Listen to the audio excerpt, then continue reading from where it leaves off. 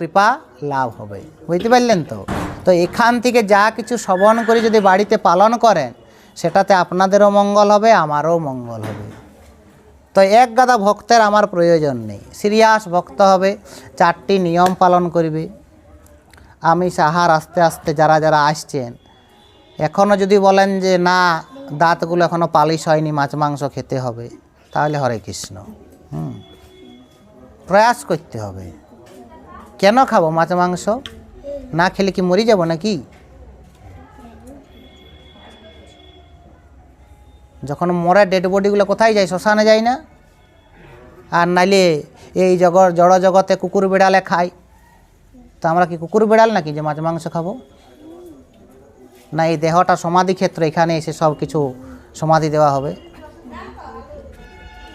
4টি নিয়ম পালন করতে হবে। আমিষ আহার ত্যাগ করতে হবে, নেশা ত্যাগ